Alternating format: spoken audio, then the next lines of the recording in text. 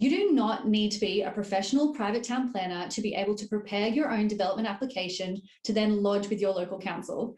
You can do it yourself. And in the next 40 minutes, I'm going to take you through the steps I would do as a town planner to prepare all the documentation that you need. And so by the end of the 40 minutes, you should be able to hack together your own DA. And if you want to, lodge it yourself. So take a comfy seat. There are 6 items you will need to collate and prepare in order for councils to accept your development application in Queensland. So these are your DA requirements, and we're going to run through them in a step-by-step process. The first item you are going to need to tick off your list is the owner's consent. So the purpose of owner's consent is getting permission from the landowner as per the property title so that you can carry out the development application. So it's permission to lodge the development application and stating that the owner is actually aware what is happening. And obviously the purpose of this is because we don't want people who don't own properties lodging applications without the property owners knowing. That could end in a lot of tears. So we try and avoid that by getting the signatures of everyone who is needed.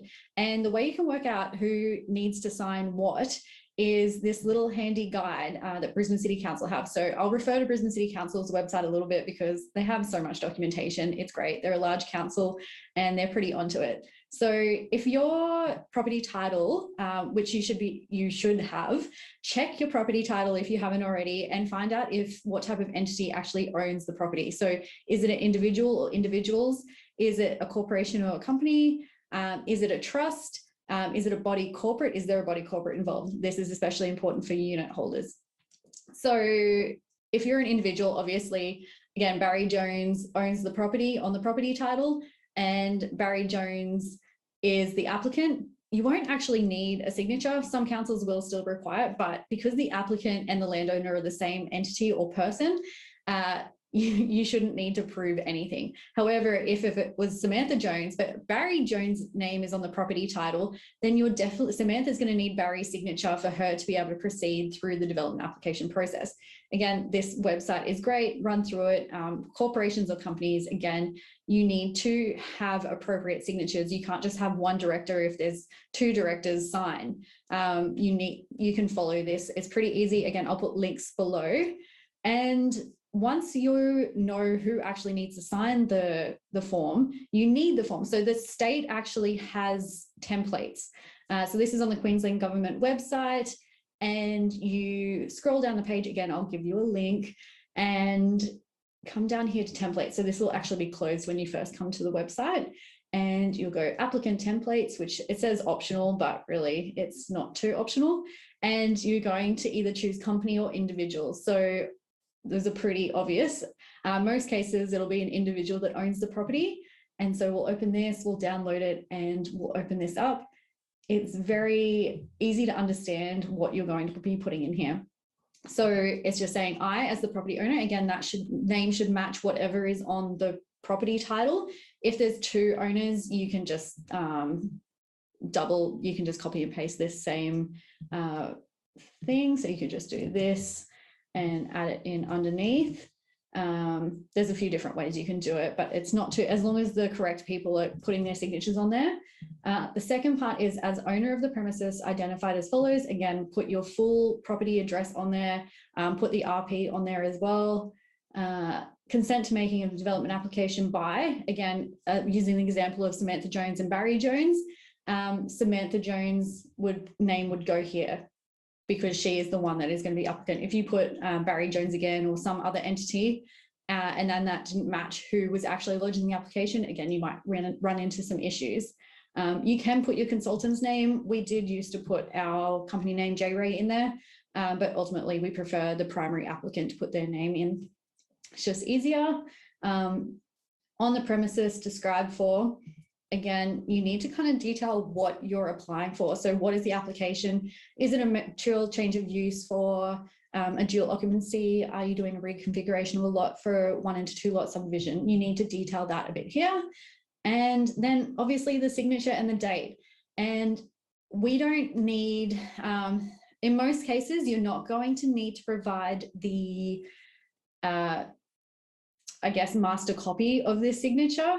Generally, councils will accept just you can even take a photo on a mobile phone of it these days, but an electronic version of this is absolutely fine. You don't necessarily need the hard copy to be sent to council or to your planner or however you plan on lodging your application.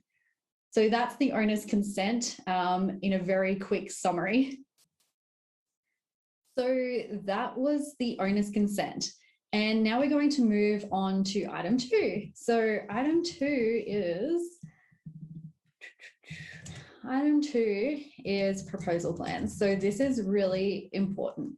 So every development application in Queensland requires some form of proposal plans. And the state actually dictates what needs to go in those plans depending on the type of application that you're applying for, whether it's an MCU or a reconfiguration of a lot. And the council then has the powers to decide whether the plans you've provided meet those requirements or not. So most often than not, council are expecting a higher level of plans than say they were 10 years ago. That is because we have a lot more access now, I guess, to draftees, building designers and architects, and everything is sort of CAD drawn, it's online, and councils want to ensure that they have the appropriate plan set so that when you actually complete your development approval, they can go back and check it against these plans.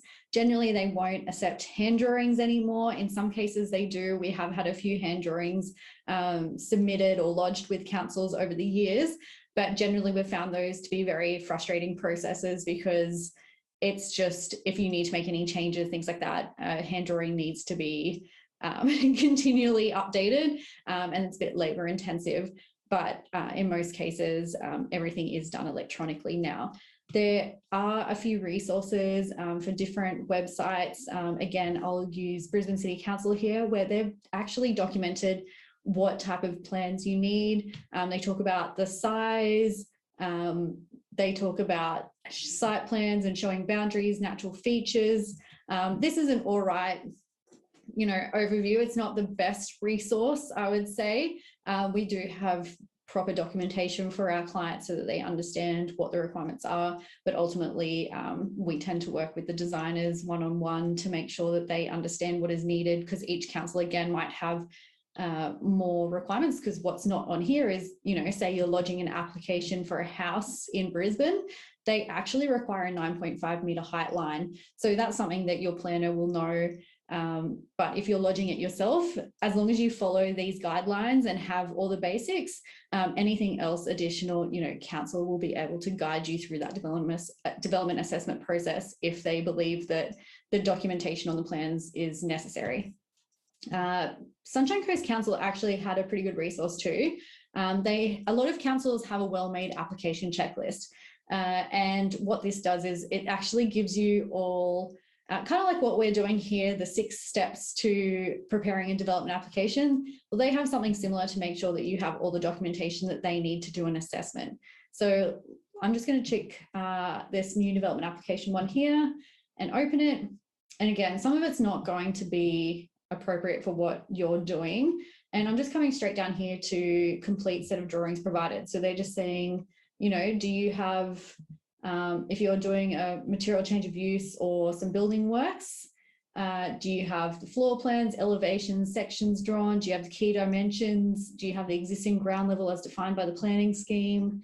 If you're doing a reconfiguration of a lot, say a subdivision or a boundary realignment, you need the existing lots subject to the application. You need those all documented. You need to show any easements or covenants over the property. If there's any servicing plans or earthwork concept plans, you might require those. And again, it goes down here for operational work. So these are really good little resources as well. And you can always just basically Google and go, well-made application checklist for whatever council you're using, or development application requirements for whatever you're using. But assuming you're not doing the development application yourself and the drawings, most times, often than not, your designer, whether they're a draftsperson or building designer, should be pretty familiar with what the council requirements are. If not, get them to go and check that with council. So that was step 2, which was proposal plans. Step 3 is going to be our town planning report and assessment. So this is where you're going to be justifying the proposal against the legislation. So this is probably, I would say, not to be biased as a private town planner, but the most important part of collating your development application. And we're going to run through a little bit of a step-by-step process of how you can sort of hack this together yourself if you've never done it before and you want to do it yourself. So again, let's just go to Brisbane City Council's website. You know, they talk a bit about what the planning assessment report is. And as you can see here, all applications need to include a planning report. And that is universal for the state of Queensland. So that's because it's dictated by the Planning Act, which is the state legislation. And in this case, we're going to be doing an assessment against City Plan 2014. So Brisbane City Plan 2014, each council is going to have their own planning scheme. You need to work that out, and the process will be a little bit different for each, but you can use this template report that we'll utilize, and there'll be a different system for each council. We won't run through that because every council is a little bit different, but if you understand the premise, you'll be able to work it out pretty easily. So in this case, I'm just going to go to find you a template report. We have our own reports that we do.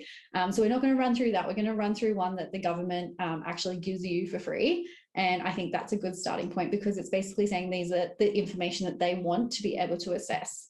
So this is your basics. So I've just gone to the RISMART site, which, you know, your project might not be a fast track application. Not every application is like that. But what they do have here is a RISMART planning report template. So this is really cool because it's all laid out for you already. So we're going to run through this. So this report, you can just basically download this. You can, if you're not doing RISMART or you're doing a different council, you can just change that in. If it was like Sunshine Coast, you could change it to Gold Coast. As long as you refer to the correct planning scheme, you can actually put this as whatever you want, but it's just a template. You can make it pretty. You can put a logo or a picture of your project if you'd like, to something a bit more fun you can put in there. And again, they've put little tips in here. Delete sections not relevant to you. Duh. So you can delete those sorts of things. The site details. Obviously very important. This applicant name goes back to that owner's consent section that we did in item 1. And so using the same term, it was Samantha Jones, I believe we were doing. Jones, prepared by, it'd be like your name. The property address, again, use the full address. Real property description, again, use the RP. The site area, you can get this off the council website, or it should at least be on your plans. You should have all this information. You'll put the zone and precincts in and any relevant overlays. You'll document the aspects of development. What is the type of application you're doing? Again, they've given you examples here, so it's very easy to complete this as long as you understand what type of application you're actually applying for. Again, if you're not sure, you should be talking to your designer or council as well. Brief description, again, it's just a summary going, you know, we wish to obtain approval for a 1 and 2 lot subdivision. It can be very simple. Referral agencies, again, so if you've got any state triggers, you can check this by using the state government website, or again, you could potentially call council. Depending on your council, they may be helpful or not, but they'll be able to direct you to the right place. In most cases, if you're lodging a development application yourself, it's pretty rare for there to be a referral agency. Specialist reports, again, if you've got, say, a site that has flooding, you would probably have a registered practicing engineer of Queensland prepare a report that demonstrates that your project is not going to cause adverse impacts on your neighbours, and that anyone who is going to either reside, work or play in your development is going to be safe, and they're going to be able to get out in the case of a flood, and no property, like there's not going to be extensive property damage. So that's something like a specialist report, or it might be an ecology report. There's a few different things, but in most cases, you don't need a report. You just need your town planning report and your proposal plans. Pre-lodgement advice or RISMART inquiry. Again, most cases, you're not going to have a RISMART. You might be able to delete some of this.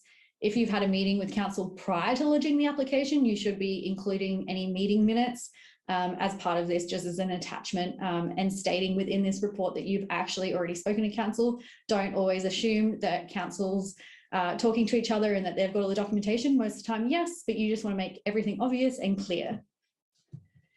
So then we go into a little bit more detail now. So you start going to the site location, background review. So this might be a case of documenting, like as it says, the site details again, like just saying what's on the site. Is there easements? What's the topography doing? Is it sloping to or from the street? What is the site history? Are there existing approvals on the site that council should be aware of? Again, you have to spell it out because you're painting the picture. The onus is on you as the applicant to demonstrate and justify against the legislation.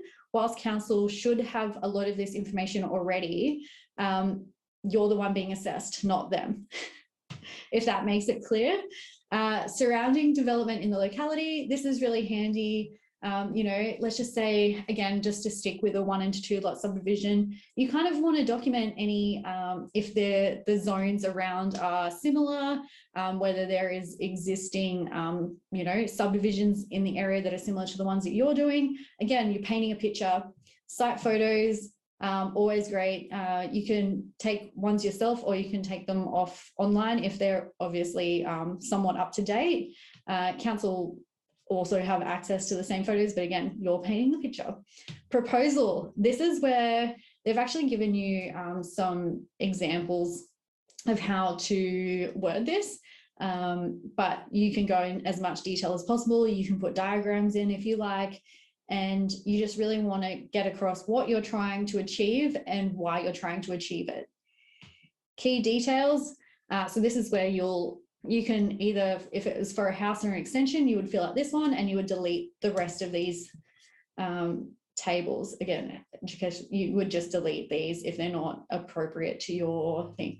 But just going back to the house one, again, you know, it's going through the list of things that you should be aware of and making sure that you've signed off and you've thought about these things.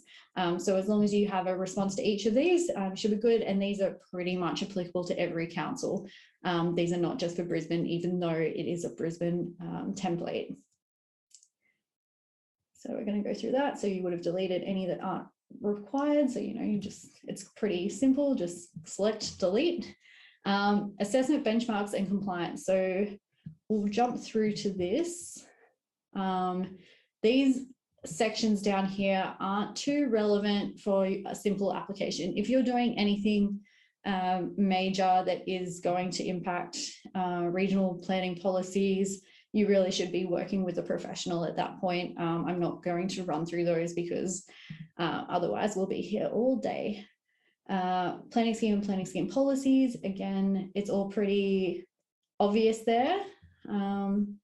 So this whole section of 3 is really where we start doing the assessment and the recommendation and conclusion. Obviously, once you do your assessment, you can fill this section out and say, you know, we comply with all the necessarily acceptable outcomes, except for, you know, performance 1, blah, blah, blah. So where do you actually do these assessments? So we're going to go back to the Brisbane City Council page.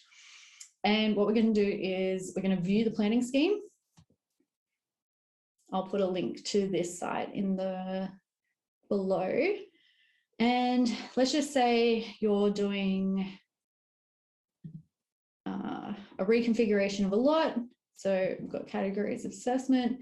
So these are the types of things that you should be putting in there in your report, just saying, okay, we've assessed table 5.61. We are in a low density residential and we believe that's code accessible because we have a site, we're creating 2 lots that are more than 300 meters squared.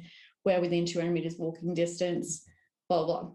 Then you need the assessment benchmarks. So this is where we need to do a little bit more work. So let's just say subdivision code, you need to assess against all of these. So subdivision code and the subdivision codes here. And what you want to be doing is looking at your development and assessing it against these things. So you would be looking at AO1, do we comply? Does the development provide lots with dimensions in compliance with this table? When you click the table, it'll take you down below. I'm just going to go back, but there is a little hack here. So you are going to print the code compliance section.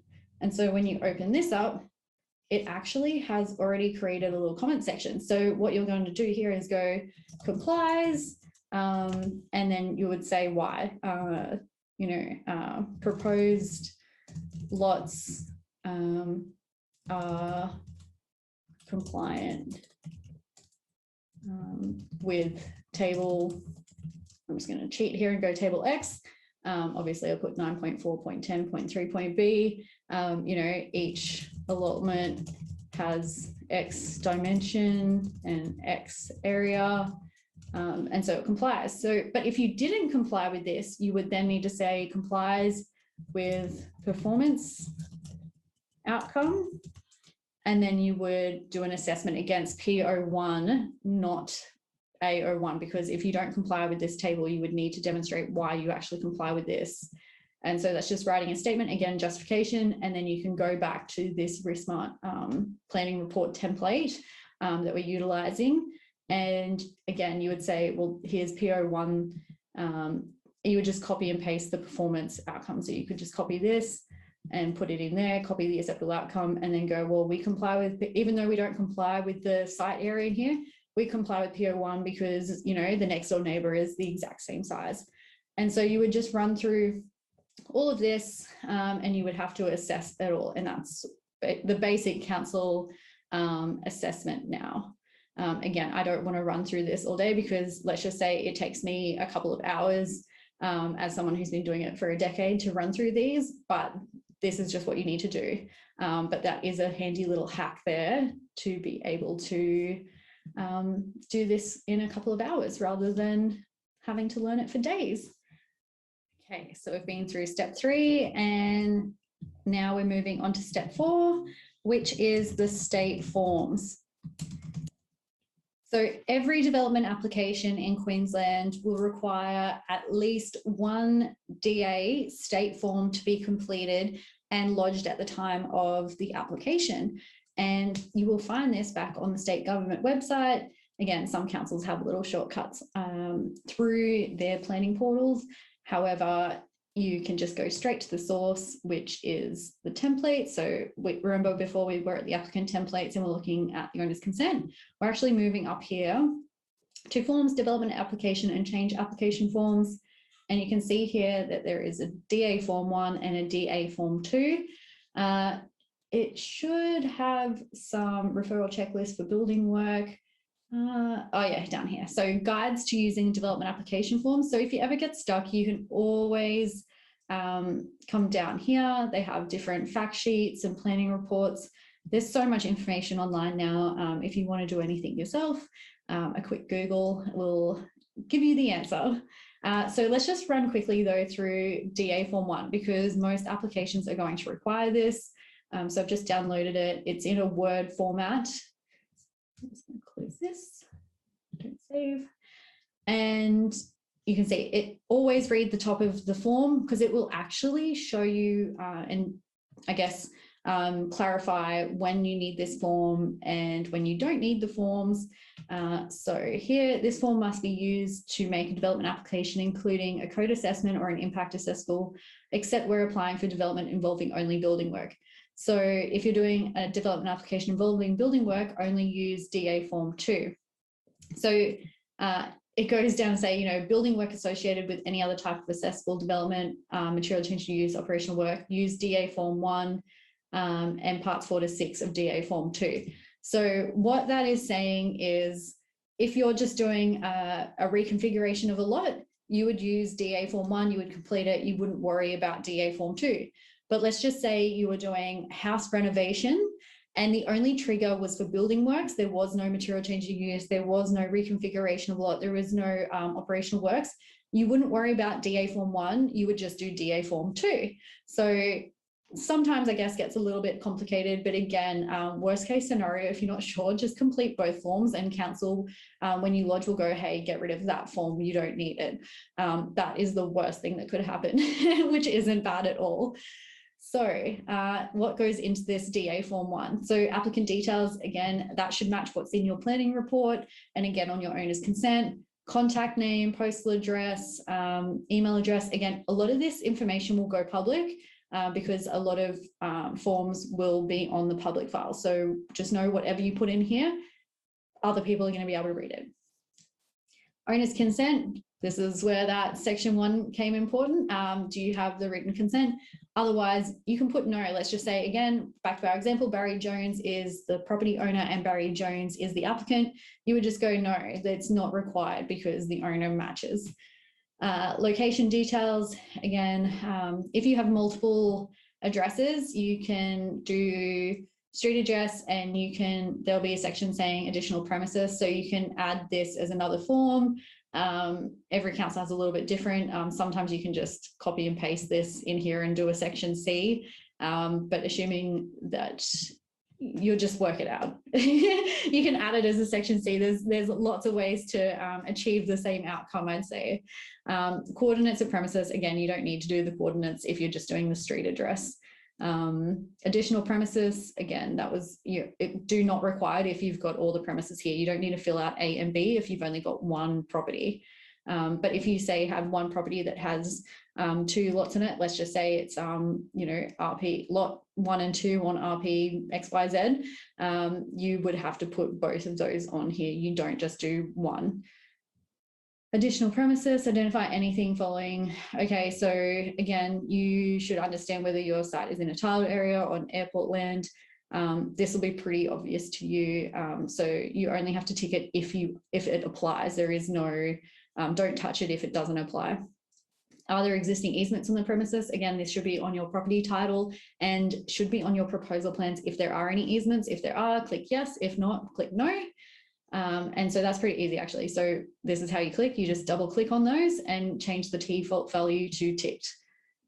So if you weren't sure, a lot of these word forms aren't, they're not editable PDFs. They are actually Word documents. So you have to double click and do the default value change. Development details, again, this is basically copying and pasting what was in your town planning assessment report.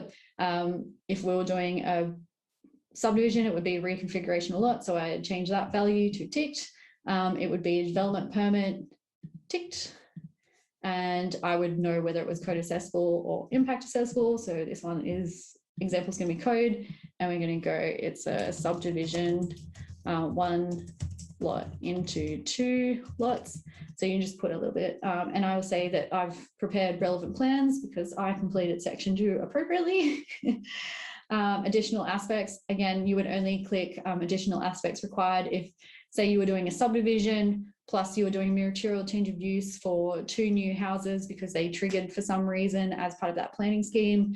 And then you needed to also do building work. So there would be 3 here and you can't fit it on the page. So that's the only reason why you would do additional aspects. The next thing is further development details. Okay, so we know that there is we're doing a subdivision here as per this example. And so it's telling us just to complete division 2. Obviously, division 1 is material change of use, and it's telling you again, building work, you should be completing DA form 2, as well as this, again, depending on what you're applying for. So reconfigure a lot, what's the existing lot? You would say like, there's 1 existing lot, we're going to do a subdivision, we're not doing a boundary realignment or anything else. And we're creating 2 lots. Will the subdivision be staged? In most cases, it's going to be no. So staging is a whole nother story, and we're not getting into that right now because if you're lodging your own DA and you're not sure what staging is, you might want to go and talk to a professional. Dividing land into parts by agreement. Again, we're not doing any of that because we're not doing boundary realignment. We were doing a subdivision. Division 3 is operational works. So I'm not touching anything. If I am not doing operational works, I'm not taking anything in here. Assessment manager details. So the assessment manager is the local government area. So let's just assume we're in Brisbane. So it'd be Brisbane City Council is the assessment manager. Again, you can replace that with Sunshine Coast Regional Council, Gold Coast City Council, Toowoomba Regional Council. Whoever the assessment manager is actually the council. You don't need a person's name. Has the local government agreed to a superseded planning scheme? Again, if you're starting to work with superseded planning schemes, go speak to a professional. Otherwise, if you know what you're doing, click the appropriate button. In this case, it would be no, because we're not applying under a previous scheme, we're applying under the current one. Referral details. So this is where the state government, you need to identify any triggers. Again, if you've got native vegetation or hazardous chemical facilities that you're dealing with. Again, if you're hitting any of these types of situations, you're probably needing to talk to some professionals by now. So we're not touching any of these. So I'm just going to say no. Again, that was no. So 18, has any referral agency? Again, we're not dealing with the state. So I'm just going to double check that this didn't tell me to move to this. Okay, so proceed to part 6. So I actually don't need to click on this because it told me at the top, because this wasn't applicable, that I needed to just go to part 6. Whereas if I do tick no here, most councils will then come back to you and go, hey, you need to untick that no because it told you to go to part 6, which then can cost you time, even though it's such a minor thing. Part 6 is the information request. Always agree to receive the information request unless you have some particular reason not to. This ensures you decent development assessment timeframes, and you would only click this if you had some kind of legal advice. Part 7, I guess, which is section 20. Are there any associated development applications or current approvals? So let's just say you already received some kind of other approval over the site and it was relevant to this particular application. Let's just say it was a house approval and now you're applying for a different type of house. You would put the reference number just so that there is, I guess, documentation on both sides about the history of the site. Has portable, again, this is going to be not applicable because we're doing town planning like this. We don't really have to respond to that. 22 is this development application in response to a show cause notice. So if you received a letter from council saying, hey, you need to lodge a development application, here's a show cause notice, or stop the use, you'll have to click yes, because that actually changes your development assessment timeframes and the way that it will be assessed. In 99% of cases, I hope it will be a no, which means you're actually applying before you do something wrong. Further legislative requirements, again, this is talking about ERAs, environmentally relevant activities. If you're working with any of these, I'd hope you're talking to a professional. So you have to click on each of these, you'll have to select no. Because they want to ensure you're not clearing native vegetation, you're not requiring environmental offsets, you're not doing koala habitat. Okay, so just assuming these are all no's, again, state no. And then part 8 checklist, very important that you check all the appropriate ones down here, and don't forget section 25 either. You do need to select these, otherwise council will not reject your application, but they will send it back to you and go, hey, can you please tick these boxes? So even though they're minor things, ticking the right boxes will ensure that your application will be assessed quicker. So I've identified the assessment manager, so we did because it was Brisbane City Council. If building works is associated, so we'll run through DA form 2 quickly, but let's just say in this case it's not applicable because it was just a reconfiguration of a lot.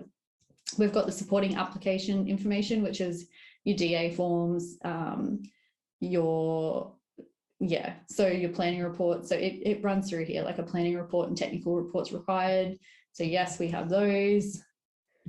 And then relevant plans, again, we definitely have our relevant plans because we've run through that. And then the portable long service leave, again, because we're doing town planning DA, it's not applicable. And then I would tick both of these as well, and then that's done. And I would always save this as a PDF, but I'm not saving today. Okay, and then quickly, let's run through DA form 2. It's very similar, so same details here, location details, all very similar. Again, easements, further details. And so is this application only for building work accessible against the building assessment provisions? If you had completed DA form 2, you would just be like, no. Identify the assessment managers, again, Brisbane City Council, superseded plan scheme, same information request, same details. So if there's existing approvals, again, portable long service leave, just not applicable. Is the development application responsive show cause? Again, these are all very similar to DA form 1, just a little bit different because then they start asking for owner's details. You can tick if the applicant is also the owner. Builder's details, again, you can tick this one if a builder hasn't been engaged. I don't feel like anyone should feel like as part of the development assessment process that they need to put builders' details in here because it's not relevant to the assessment of the application. Provide details about the building work, again, very straightforward. Proposed construction materials, it's totally up to you if you want to do exactly what the frame is made of and the roof covering. Again, this is not relevant to the development assessment process. This is more for building approvals. So I normally just click other because in my sense, it's no one's business yet. Existing building use classification, let's just say the land had a house on it and we're going to be subdivide, we'll just put house, or you could just put like vacant if there was nothing there. And new building, again, we would just go vacant. Well, actually you would put like duplex or house or whatever the building work applications for. Relevant plans for the proposed attached, monetary value. Again, I just put NA. Because I don't know, it doesn't matter. And I would just click no here. And again, you just got to think of like, are we doing development application or are we doing building work application for building approval? And in this case, we're doing it for DA. So some of the forms kind of used for different reasons. Form 2, again, you just run through this and click yes, not applicable, and make sure that you tick these bottom ones. So these are the key state forms that you'll need.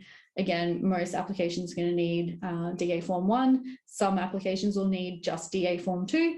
And then some applications will need DA Form 1 and 2. Just always make sure that you're reading the section at the top and it will direct you in the right way.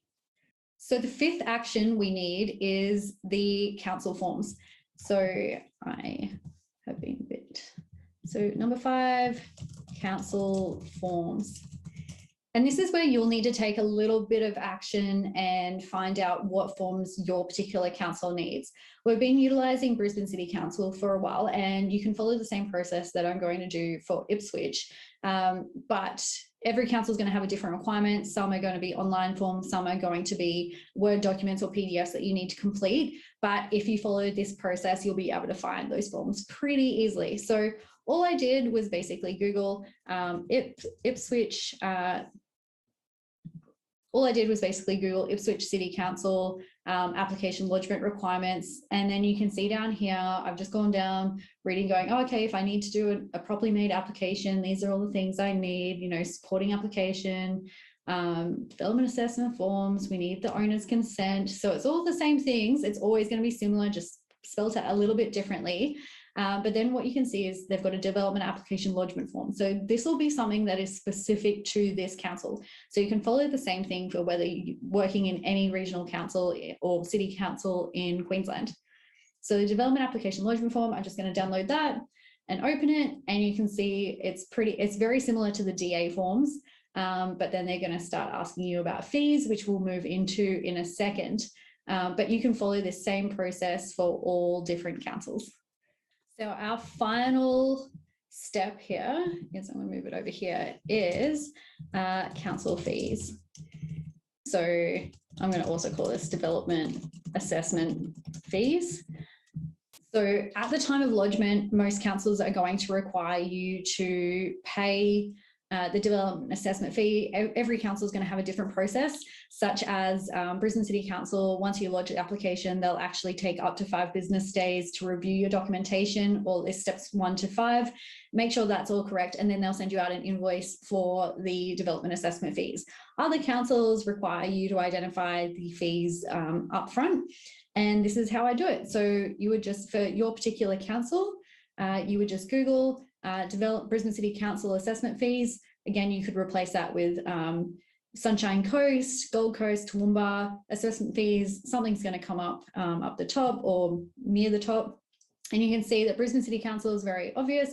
Planning application development assessment fees. Some councils put their planning fees in with their council fee register. So that's the council schedule of fees and charges, and that's like everything that council has an associated fee for. But hopefully the council that you're working with just separates it and makes it easy for you. So in this case with Brisbane City Council, they've got the development assessment and compliance fees for 2022 to 23.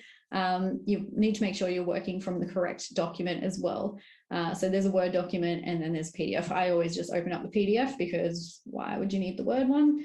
It runs through here pretty, like every council wants you to pay the correct fees. So they're normally pretty good with how they set them up. Let's just say we're doing a boundary, a reconfiguration, a lot of subdivision. So I would just come down here. Okay, so development assessment fees, this section looks correct. So it's building work, minor work, domestic development. No, I'm not doing any of these. I'm not doing this. I'm not doing demolition. Okay, reconfiguration development. So I know that this is the section I need to be working with. And it says there's a base fee includes up to 2 lots. So we're only doing a 1 and 2 lot subdivision as part of this example, which means that I know that the development application fee is going to be $3,840.